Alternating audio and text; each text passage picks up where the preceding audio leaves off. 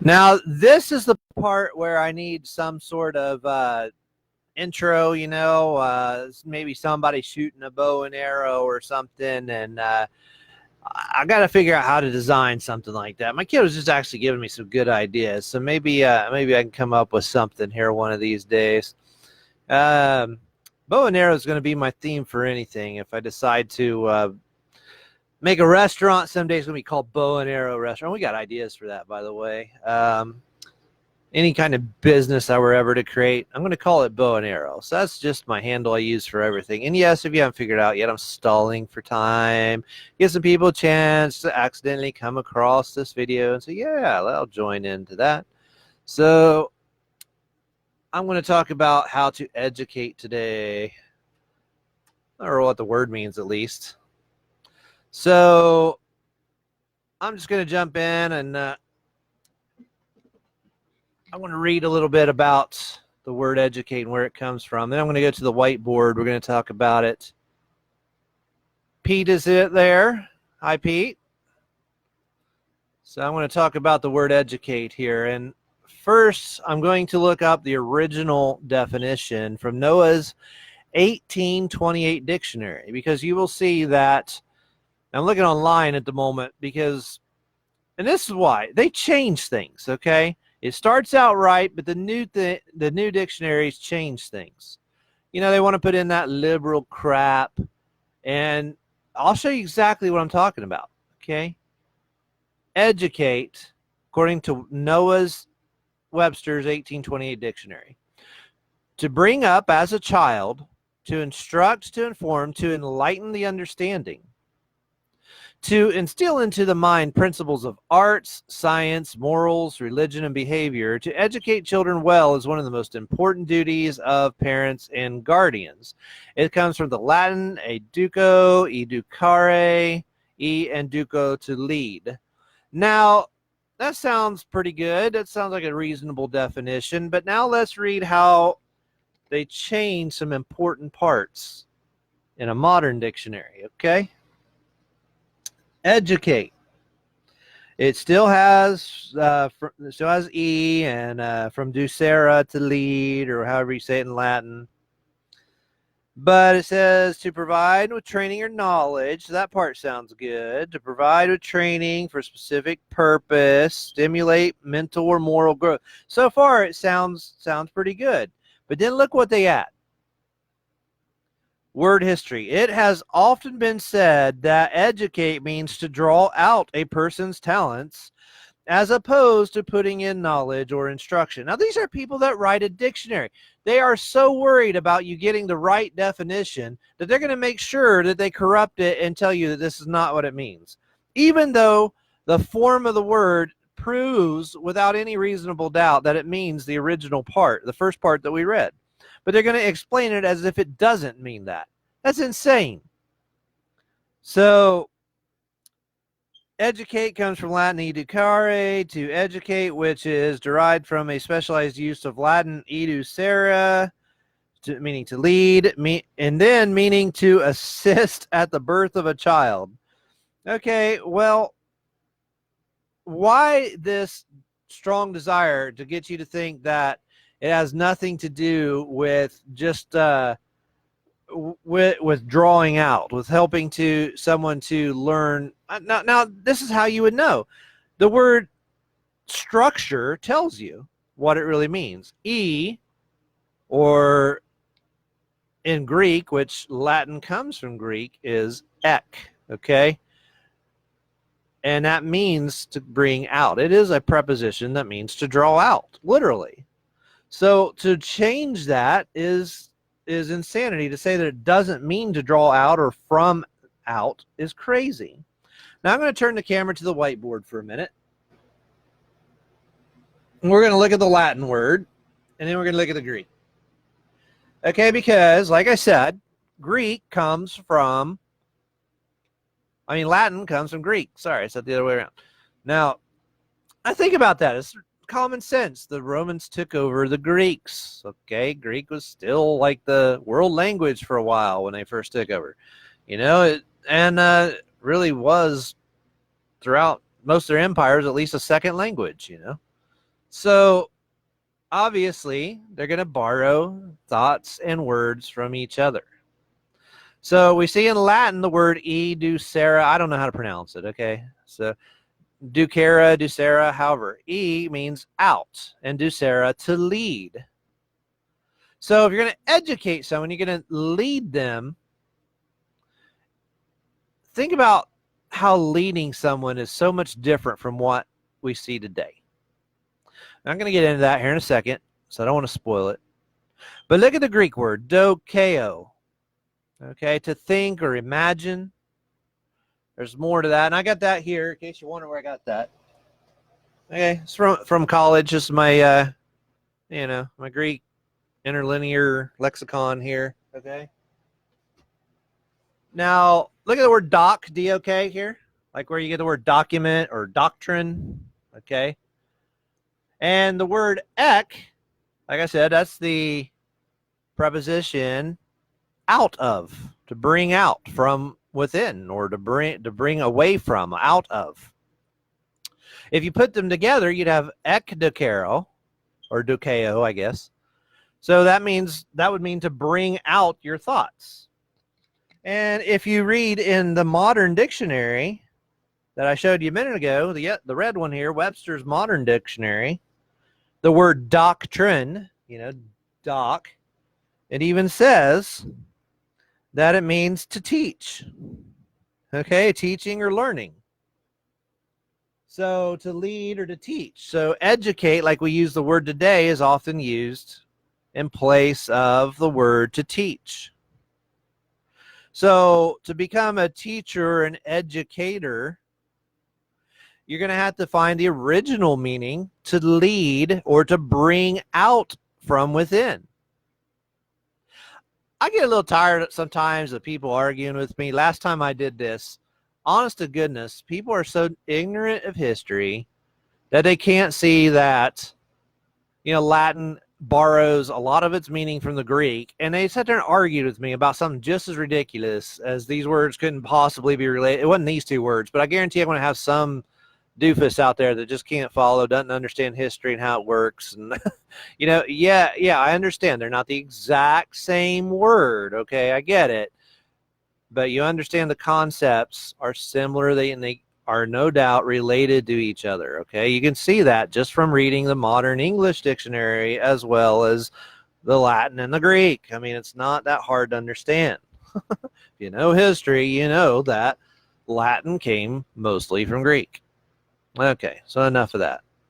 So here's some of my points here. And this is not going to be a long video, I don't think. I don't know how many. Honestly, I got all night. But, I've just been back short time from vacation. I haven't had time to prepare a whole lot. But this is a thought that I've had going on for a long time. And I just wanted to talk about it. Now, educate. Let's talk about censorship in universities and think for yourself if this sounds to you like drawing out from within, to lead, to help. Okay, let's see if this sounds like something that resembles that definition. Okay, I'm going to go to a site here that talks about a scientist was fired from a university after discovering shocking dinosaur bones believed to be only 4,000 years old. A recent archaeological discovery that throws a wrench into the conventional theory of evolution has reportedly cost a California professor his job.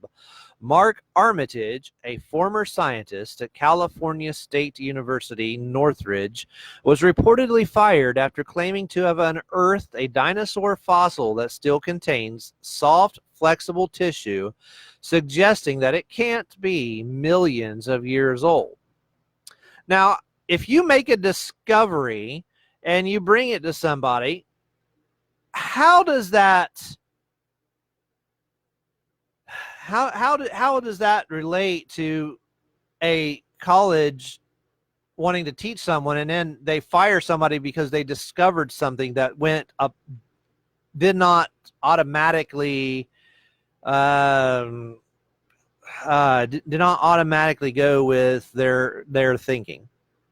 Okay, so they discover something and it wasn't perfectly in line with their dogma, if you will, of this university. And so the university's first thought is, okay, you're fired because you did not just automatically discover something that goes along with our pre-thought out dogma.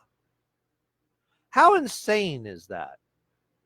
Now, how can you educate a student in your university by this definition, you know, to lead, to bring out from within?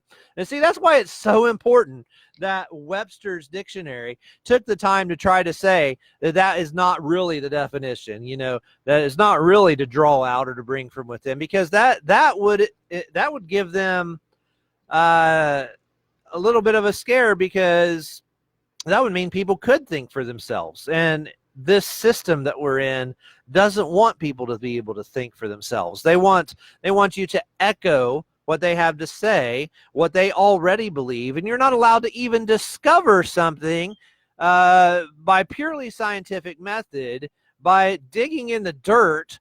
You're not even allowed to discover something that disagrees with them. Now, that is not education. That is not leading someone to think for themselves, because where are your thoughts? Your thoughts are inside of you. So if you're going to lead someone to think, if you're going to educate them, you have to be the person who draws their thoughts out from within themselves. You're like, a teacher should be like a fisherman. This is why Jesus called the disciples fishers of men. Do you get it now? Why the symbol of Christianity was a fish, okay? Because you're drawing out the wisdom. They have to come up with the answers for themselves. And this is where our universities and colleges and public schools go wrong. They have no desire whatsoever for you to think for yourself. In fact, they discourage thinking altogether. Thinking is not allowed or encouraged at all. In fact, if you think, you will be punished. So we have people who are called educators using the word education while denying the definition of the word, and even putting in their dictionaries that can't be the definition of the word, even though the structure of the word tells you that it is. If you can think for yourself at all, you can see that for yourself, and that's why thinking is so important. Now, here's another problem. The person got fired for his discovery. That is intimidation. Intimidation stops thinking.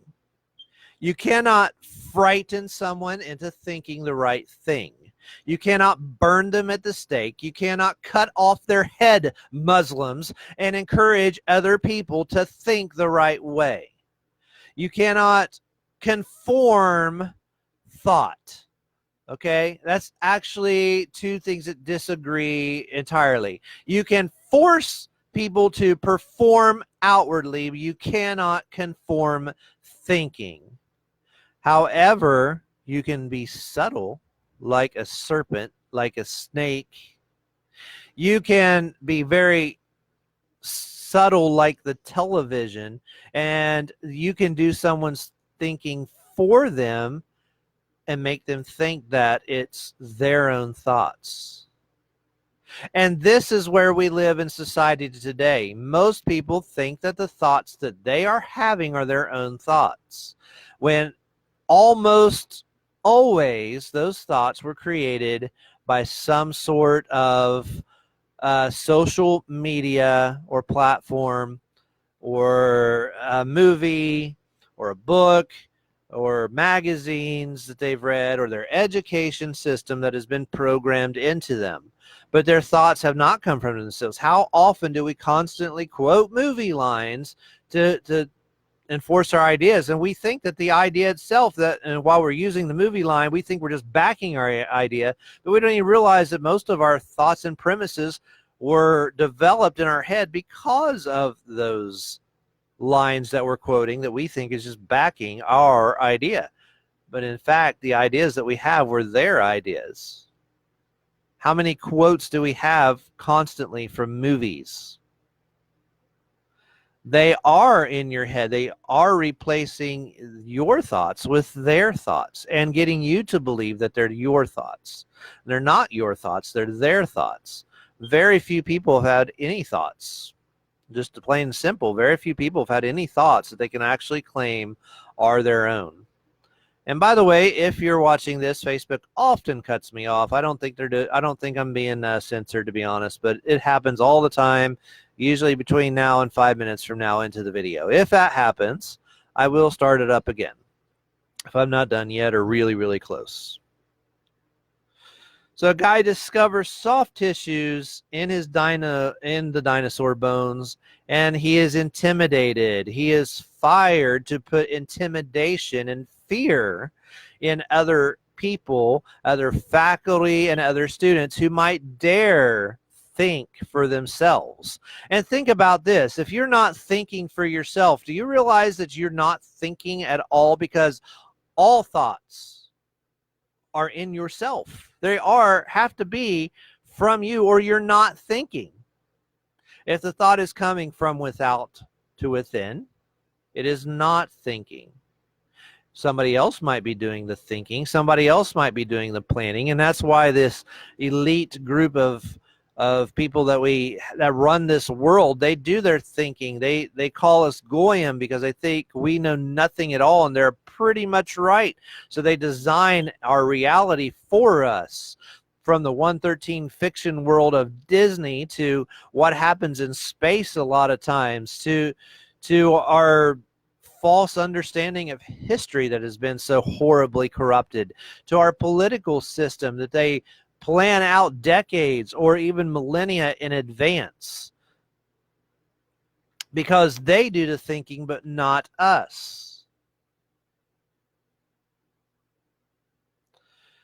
Now, it used to be that music was thinking. In fact, let me read for you from Wikipedia about the muses, which is the Greek idea here that I'll explain to you, read to you, where the word music comes from. It comes from the muses, from Wikipedia. In ancient Greek religion and mythology, the muses are the inspirational goddesses of literature, science, and the arts. They are considered the source of knowledge embodied in poetry, lyric, songs, and myths that were related orally for centuries in these cultures. In current English usage, muse can refer in general to a person who inspires as an artist, musician, or writer. The inspirational goddesses, okay? But of what? Music. So it used to be that music that comes from the muses was inspirational, was thoughtful, was about literature and science as best as they understood it. In some ways, the Greeks were ahead of us, okay? They were quite good at math. Now, muse means to think about. So music used to be to think about. In the time of Bach and Beethoven, they would use, I'm not great at music myself, so I find it difficult to find the words because I'm a result of this broken educational system that indoctrinated me more than taught me. So I'm doing my best to learn for myself, but it's amazing that they often use ideas like phi and the golden ratio in music. You know, the G clef is a picture of the Fibonacci spiral. there was a lot of amazing thought put into music to think about. So when you suppose you're just hearing a lot of music that has no words, the fact is there's more thought put into that music than in the nonsense that is being pumped out and offending society today, corrupting, offending, and destroying society today. Our music is no longer music. It is amusement, like an amusement park. A means not or without, and muse means to think. So it means without thinking. When you ride a roller coaster, you're not there to think. When I went to the beach last week, I took a break and I did do what most people do most of the time, and I stopped thinking. And I did not spend as much time. I say that, but honest to goodness, you know, when you're a decoder, you're an INTJ, it never really stops. You can't help it. You know, everything you see, everything around you, it's constantly going through your head, and you're much more realistic. But I still did take time with the kids, and we enjoyed, you know, time at the beach, time at Ripley's, believe it or not, all that sort of amusement. And amusement has a place, temporary place, to restore your mind, to restore your thinking and your thoughts. It is not meant to be a way of life. So when you're listening to what they call music today, but is really amusement, you are not thinking. You are simply hearing noise that has no value, that's not causing you to contemplate the reality of the world around you, but is causing you to lead you away, replacing your thoughts for you with their thinking, so that the ideas that you think you have later came from the artist, which is usually somebody higher up in some Illuminati, for lack of a better word, structure. In fact, most music is not written by the artists themselves. Most music is only written by a handful of people. And I guarantee you that these people are well paid, well instructed, well versed people with very good connections and a very good understanding of such ideas as gematria and astrology and the Talmud and Kabbalah and so forth. So their thoughts are put very much into the music, and you are calling it music falsely when it is amusement, lack of thinking, drawing you away from your thoughts and replacing your thoughts with their thoughts, so that when you do put something out of your mouth that came from your head, you don't understand that those thoughts were not put there from within yourself. They were put there from outside, and you simply spewed out what was given to you, just like your college professor wants you to do.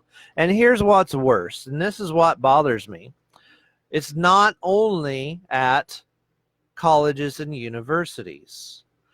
I have to challenge the preachers right now, and I have to challenge the pastors. Is preaching teaching you to think? Is what we have seen as preaching, is it causing you to think for yourself? Is it leading you? A pastor is supposed to be a shepherd idea that leads the sheep. Lead, like the word educate. Again, look at the word. Educate, to think or imagine, do care, to lead. A shepherd leads, you see? So a shepherd is to lead or educate the flock. So when you are preaching, I have to ask, are you only preaching with intimidation? Are you preaching with anger? Are you preaching with insults? Which is what we did at our college, by the way. A horrible way that I did not understand at the time. Belief not based in thought. That's seed being scattered on a stony ground. It's waiting for the devil to come take it. Remember the story that Jesus gave. The seed goes out on stony ground and it has no roots. The root is thinking. You say, well, wait a minute. All you have to do, to go to heaven is believe on Jesus. Okay, yes, you believe on Jesus, but that has to be based in some level of thought. You have to have some concept of what's going on there. You can't just say, I believe in Jesus. Well, who is Jesus? What is Jesus? What does he represent? Why are you believing on him? If you have no thought structures, you're fooling yourself.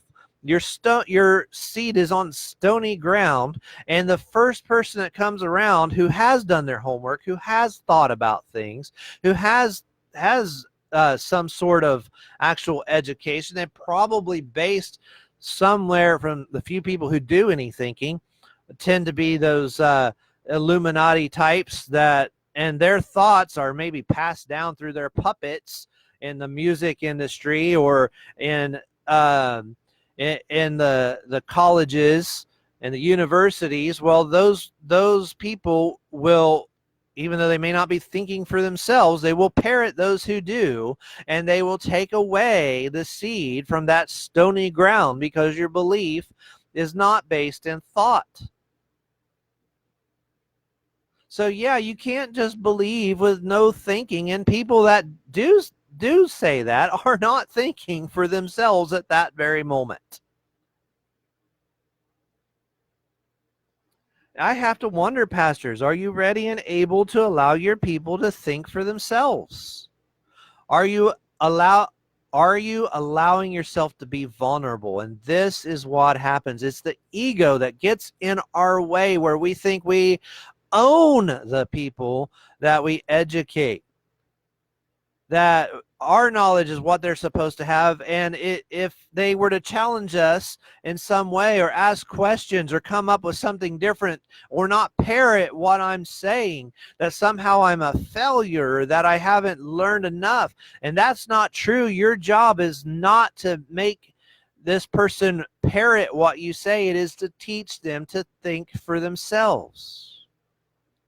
And in the process, they will oftentimes learn more than you.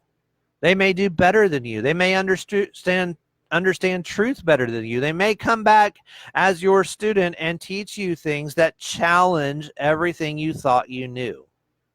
And that is okay, but it is frightening and scary, and we don't want to face that or even allow for it. So we are very careful to make sure that we have a doctrine, which I understand the word comes from right here, like we were talking about, dokero, okay, dokeo rather, but dokeo was where we get our word doctrine from, but it means to think. It doesn't mean to parrot. It doesn't mean to take what I give you, and that is all you are supposed to know or understand. It is to think about. It is to imagine. It is to bring out your own thoughts from within. And I challenge you to find any church out there, a single church out there that encourages anybody to do that. I, for one, am not familiar with a single one that does that. And I have been to quite a few. And that is sad. It's why they very carefully control the dogma and the doctrine. You're not encouraged to think for yourself. You're encouraged to parrot, because it makes you vulnerable if you have people who can think for themselves. And it might cause other people to challenge what you think and what you've said for a long time. What an interesting world, isn't it? I just wonder how anybody's going to disagree with this. There's always somebody out there, you know. And I just have to wonder, how's anybody going to disagree with this? Now,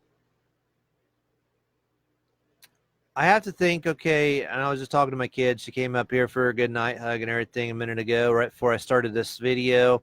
And I was telling her what I was going to talk about, and how teaching, we have to encourage our children to be thinkers for themselves.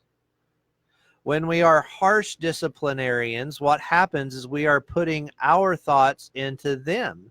And there is a time and a place where that is acceptable. You go, smack, ouch. No, do not put your fingers in the electric plug. You do not want to do that. Yes, your thought needs to be in that toddler's mind because they haven't developed the ability to think for themselves. And so you have to do their thinking for them. Okay. There is a time and a place where you smack their little fingers gently and tell them no. Okay. And this is bad. Don't do that. They don't have to understand why at that point because they can't understand why. But here's the difference. As they age, your goal as a parent is to get them to question you on as many things as possible. Now, this is exactly the opposite of how my parents did to me and how the vast majority of parents do. Parents do not like to be questioned. They think it's an insult or some sort of a challenge to their authority when children question them. This is wrong. I'm telling you, you are dirty deadbeat wrong for doing that. What you should do is get your children to question, to think logically. And I didn't say rebel. I didn't say just say, no, I'm not going to do that because I don't want to. No, I'm saying to ask why. Why is this right? Why should I do this? What are you thinking, Dad? What does this mean? And encourage them anytime that you have anything you want this kid to do or anything you want them to understand, that they feel free, that they feel encouraged to ask about it and they're not intimidated by you. No, I didn't start out that way. I had to learn it when I started realizing damage that I was doing to my kids. And I said, no, this cannot be. And by the time I got to the third kid, this kid asked me unlimited questions and doesn't feel afraid. The first one, where I was more authoritarian, okay, where I didn't respect the fact that she was learning and I didn't do that, she still to this day has fear of asking. And that's bad. I want her to learn. She's nearly 18 years old and it stunted her mental growth a little bit because it was authoritative. And it was wrong. But the third one has grown exponentially because she's encouraged to constantly ask questions and is never afraid. If I tell her something and she wants to know why I told her, I'm not offended. I'm not upset. I want her to ask that question and we're going to have a talk about it. Why can't I see that movie? Okay, that's a good question. Let's sit down and let's talk about the reasons why you can't watch that movie. And not only what do I think, but what do you think about that movie? And why do you think that that movie's okay? And where is your knowledge and how have you built your understanding? And that's what we're trying to do as parents, is we want our kids to develop their ability to think for themselves. I don't want them to parrot what I say. Because if all they do is parrot what I say, then there's nothing inside of them. They are stony ground, and that seed is going to be taken the first time something comes along and challenges it. And I know that. That's why I'm eager to take them to the Creation Museum. I know we've been there several times, but I haven't been to the Ark encounter yet. I want them to see how the world can't possibly be billions of years old, and I want them to ask lots of questions. You know, at least not the way evolutionists teach it. You know, how ridiculous it is for life to spring from non-life, how pathetically stupid that concept is. How it was disproven by Louis Pasteur, you know, back in the 1800s. Life does not come from non-life. You know, they used to think that maggots came from meat. And so I think it was Louis Pasteur discovered that. I think he covered up the meat, and guess what? There was no maggots in it, because life doesn't come from non-life, okay? Life comes from other life, you know, just like it says in Genesis, you know. And I want them to ask questions. I want them to develop an understanding. I don't want them to say evolution is wrong. I want them to know why evolution's wrong. I want them to be able to teach me 50 reasons. But guess what that does when somebody knows something is that makes you vulnerable. It makes me vulnerable because they might be able to ask me other questions about myself that I haven't developed yet. And that's what I want because I'm not perfect. And I don't want them to think that I think I'm perfect because I know I'm not. So it's not an authoritarian thing. It encourages them to think for themselves, to develop core principles that they can have to understand. Now, recently, my kid asked me, the one that does the thinking, and here's an example where she started to cross the line a little. Now, she does a lot of thinking, and she asked me some questions, and that's fine. And she was asking me, why don't you go in and help mom and her friend do the dishes and prepare this dinner? We were visiting our friend in North Carolina, and my wife was helping her friend make the meals and do the dishes, and I was in the other room. And I have told them before that everybody should pitch in, everybody should help, that sort of thing, and I was not doing that. And I explained the answer to her. Well, this is her friend. They want to do things together. There's not enough room. I'll just be in the way. It's better that I stay out. And she began not to question me anymore, but to challenge me and start to ridicule. At that point, that's when you cross the line.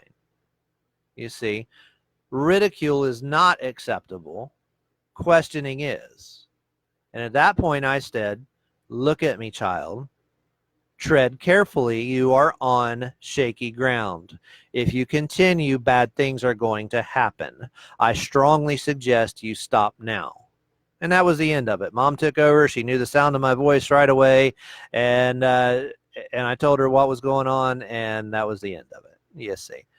Now, it's okay, though, to ask questions. I was more than happy to explain to her, why I wasn't helping at that particular moment. And she was trying to say, no, you're just being a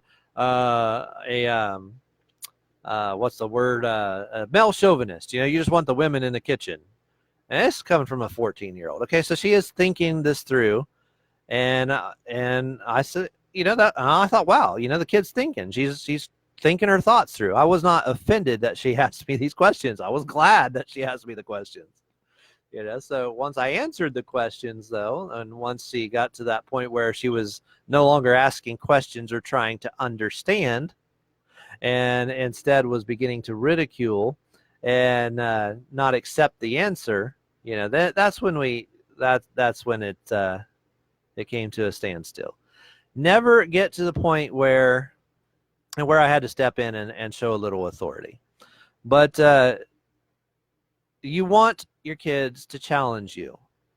You want your kids always to be unafraid to come to you.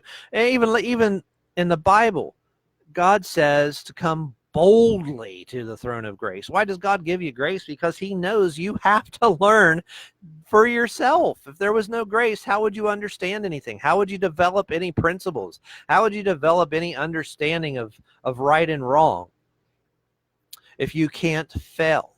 And so grace is about having the ability and the right to fail and to come boldly and ask questions and learn. You see, in the book of Job, Job crossed the line. At one point, he was asking questions, and then he started with, well, God, why are you doing this to me? And God said, whoa, hold on. Who do you think you are, Job? Were you there when I created the world? And then you start seeing a whole different attitude from God in the last few chapters of the book of Job, you see. Because at that point, Job was no longer asking questions. It's almost insulting God, Oh, Job, whoa, hold on there, buddy.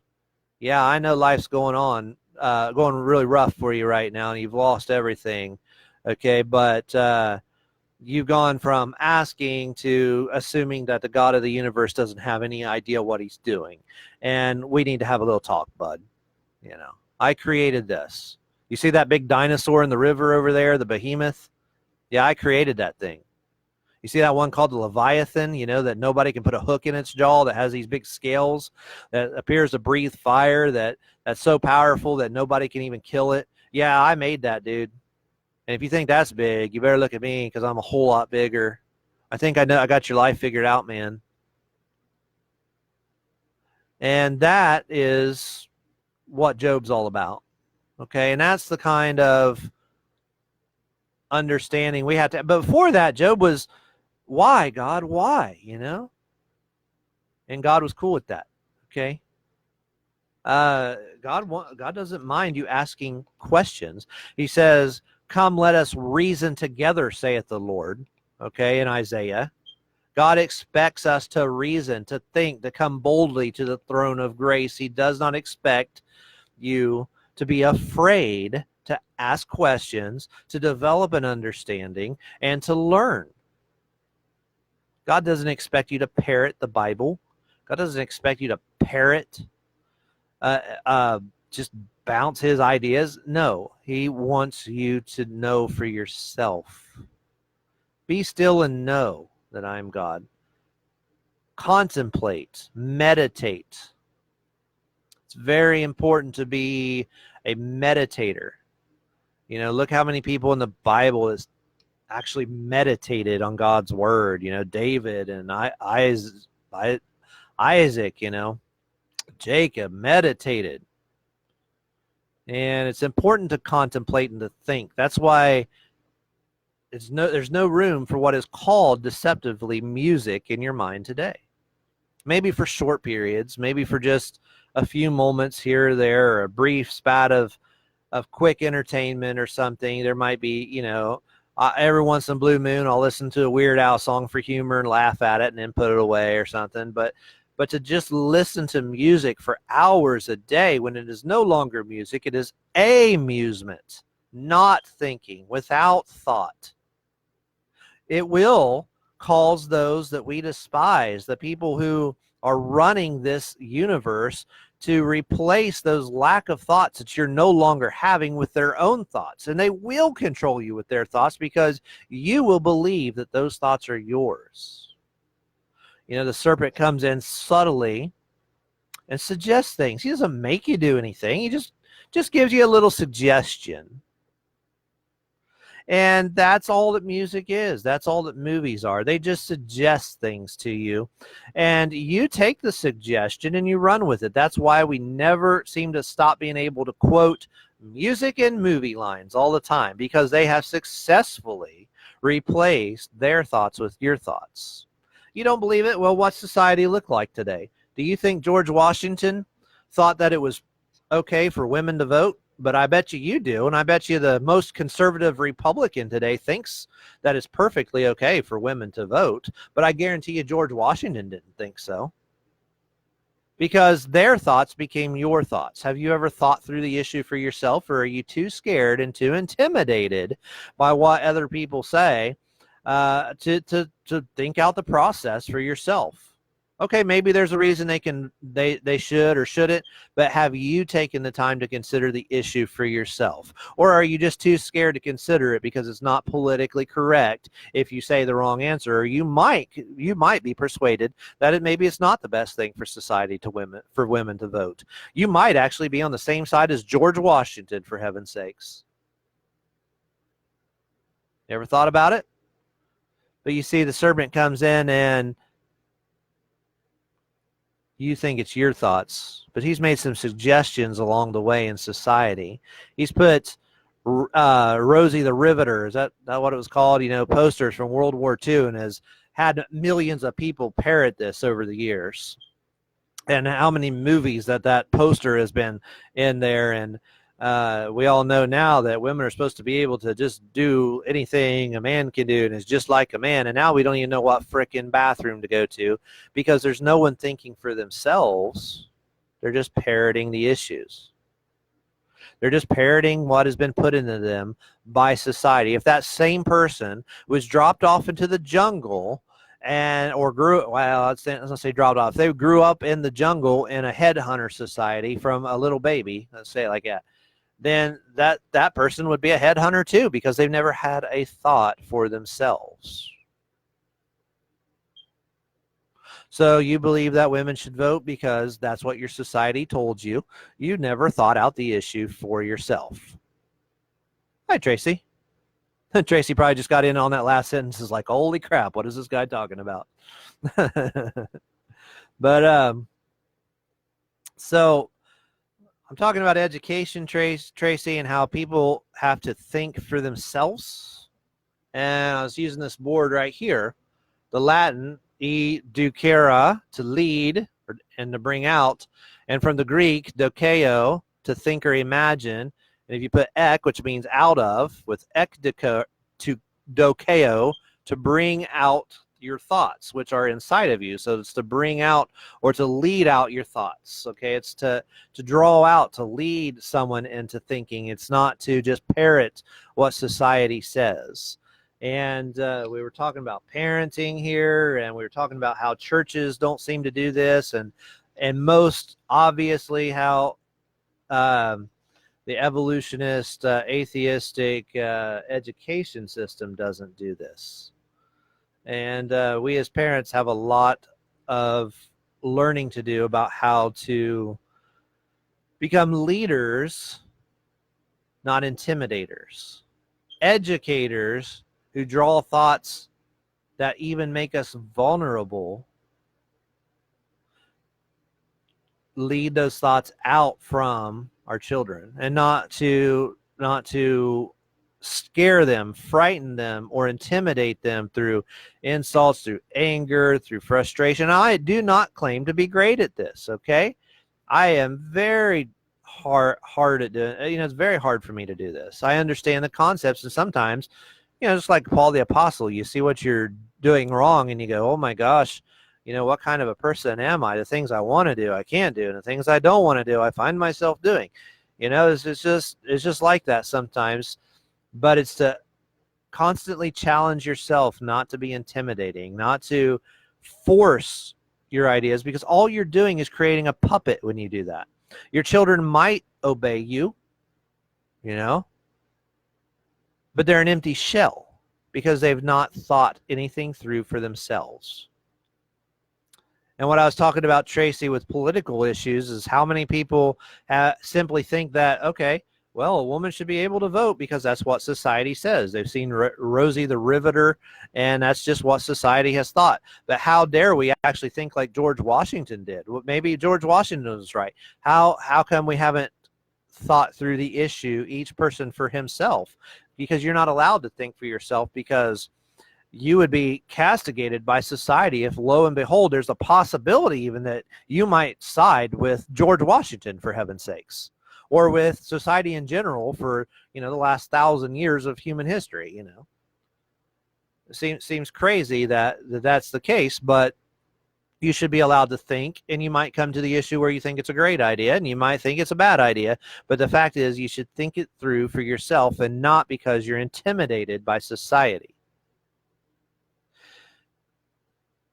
There is no thinking if the thoughts are only being parroted or are from a place of fear or inferiority. There's no thoughts. Thoughts have to come from a place where there's no fear. And that's what grace in the Bible is all about. When Jesus takes away your sins and all that, you can now think for yourself because you're no longer afraid of God. That's why, the 10 Commandments were your schoolmaster to bring us to Christ, as Paul said in Galatians. He's saying that your thoughts are yours. You have the ability now to come boldly and to understand the 10 Commandments and understand where you failed and learn how you fell and still come to God anyway through grace. Come boldly by the throne of grace, There's no fear. Perfect love casts out fear, the Bible says, and that's what it's talking about. You're able to think and develop your ideas and become the person you're supposed to be boldly without fear. You can't do that if you listen to a lot of music. You just can't. If television rules your life, you're not thinking. Someone else is thinking, but you're not. The Illuminati's thinking, the controllers are thinking. They're puppets in the music industry. They're not thinking. They're just parroting. You know, your college professor's probably not doing a lot of thinking. He's pretty much parroting. That's why if you challenge him at all, he is scared to death. He will only come down in intimidation because none of his thoughts are his. If his thoughts were his, he would be more than happy to discuss them with you. You see, because that's how it is when you're a thinker. You have something inside of you that you want to converse about, that you want other people to be able to see, and you want other people to be able to come to the conclusions like you did. So you want to be able to talk to people. This is how you know your college professor is only an empty shell, a parrot, because he can't be challenged. It's how you know a lot of times your pastor's an empty shell, unfortunately. Because you can't challenge anything he says. You can't talk about anything else. You can't be in Sunday school and bring up other issues than what's already on the lesson plan. You know, oh my gosh, well, what happened? There might be a whole lot of people out there come up and bring up a whole bunch of things that aren't true. We wouldn't want that to happen. Somebody would have to think for themselves and figure out whether or not those things are true. Oh my gosh. You know, I'd just about set the place on fire, I promise you, in 99.9% of the churches. Okay. I don't know one that doesn't operate like this, that isn't completely and totally afraid, that doesn't know how to come boldly to the throne of grace, has no idea. Because you are supposed to parrot what the pastor says and believes, or what the doctrinal statement of the church says. But doctrine, the word doctrine, comes from this word right here, but that's not what it means. The word doctrine comes from dokeo, but it means to think. It doesn't mean to parrot. It doesn't mean to believe without thought. Belief is based in thoughts. Belief is based in understanding. Come, let us reason together, saith the Lord. Though your sins be as scarlet, they shall be white as snow. God said, come and let us reason together. The great master of the universe that created stars says, yeah, I'm not afraid if you question me. Come on over and let's talk. But you are. You're scared to death if somebody challenges you. Your college professor, your little science teacher at the public school is scared to death that you might think for yourself and be able to explain how life can't possibly come from non-life.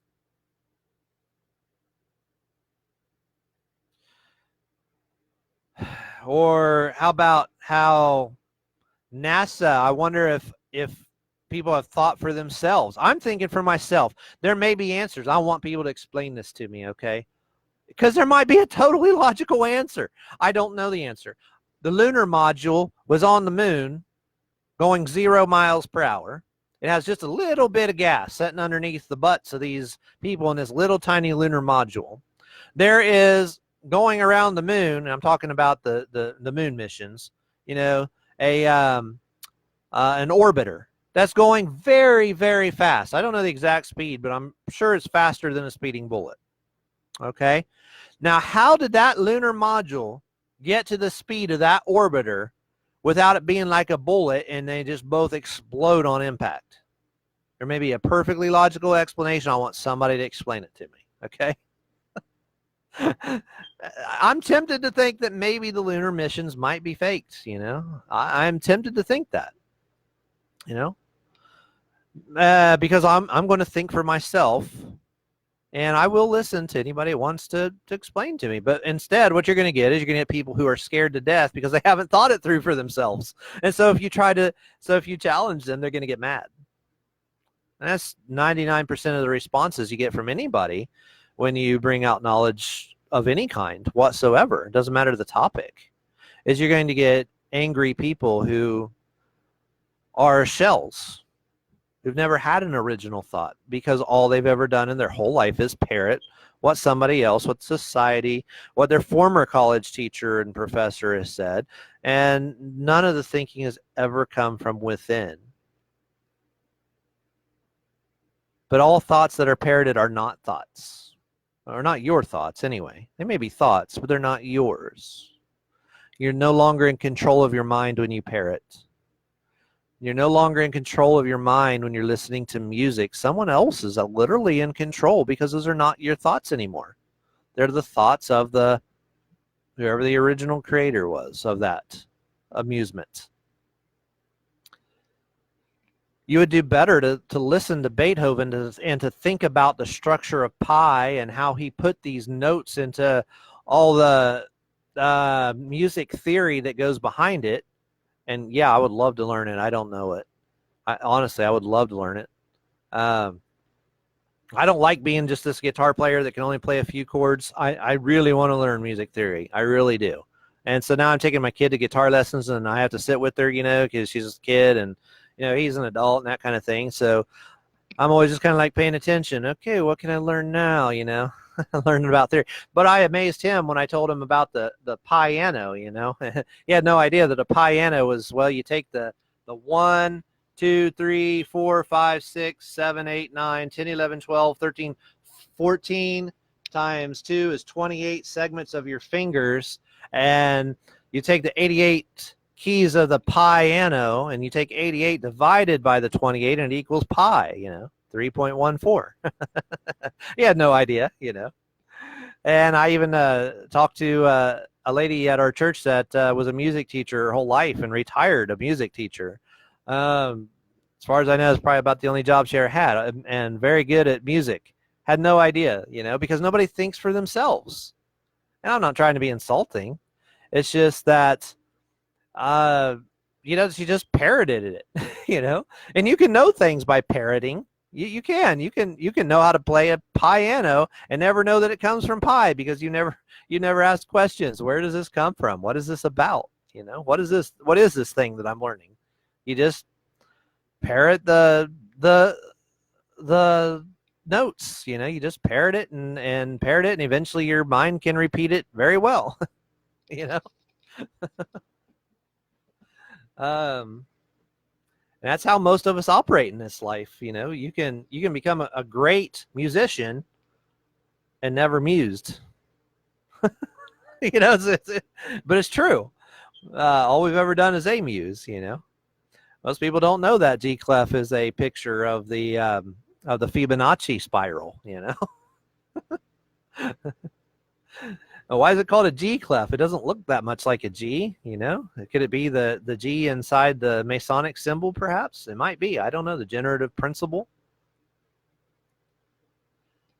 So, well, it's been about an hour, and I can't believe I didn't get kicked off of this thing. I could probably go on, but I think I've said my point. I think I'm starting to repeat it now a little bit. So, honestly, I wish I had more prepared, because I'd sit here and do this for another 2 or 3 hours. I don't know who'd listen that long, but but for all you who are listening, I appreciate you joining me for this time. And always ask me questions. I thrive on questions, and I want you to be a thinker. I don't get offended when you ask me questions. I actually don't have a right to be offended, okay? Because knowledge doesn't come from us originally. No knowledge originally comes from us, really, because the author of all knowledge is the creator. So there is no thought that hasn't been thought before, at some point, in some way. You might just be combining old thoughts into new ideas like that, but even that in some form or fashion has been thought before. You're just organizing it in a new way. But yeah, it's a little twist. Kind of almost sounds like the opposite of what I've been saying for the last hour, doesn't it? But you do want those thoughts to come from within. You don't want them coming from music, from entertainment. I'm not saying don't watch it. I'm saying while you're doing it, think about why. This is how we need to read. Yeah, okay. I just had a whole nother thought. Now I can't quit. Okay, think about this for a sec. This is how we need to read or listen to news. When you go on Fox News and they are saying that 4 oil tankers blew up in the Persian Gulf, you could just look at that as amusement. You could just be amused by it and their thoughts will become your thoughts, and you will simply accept that their premise of whatever they're trying to tell you, that 4 tankers were definitely blown up in the Gulf and America attacked Iran, or Iran attacked America, and so we had to retaliate, and that's just how it is. Or you could open up Fox News or CNN, it doesn't matter, whatever. I used to think it matters, but they're all the same thing the more you learn about this. And you could begin to think critically, and you should read the story like this: what is this propaganda trying to put over on me? And that is how you need, why are there 4 tankers there to begin with? What does the number 4 mean? Why are they in the Persian Gulf? What does Persian Gulf mean? When is the last time something was destroyed in the Persian Gulf? Does anything match? Is there gematria involved? Do dates match? Are there lunar eclipses involved? What does this propaganda mean? How are they trying to craft my mind? And if you do that with news, you can also do it with that music, with sports. You can do that with any subject, science, and even a lot of times your pastor doesn't know it. I think he means well. Okay. I don't think he's coming from the same place most of the time, unless you go to a Catholic church. Honestly, most of these Catholic Orthodox churches, they're in it or close to it, or close to people that are in it, and they're parroting the Illuminati stuff. But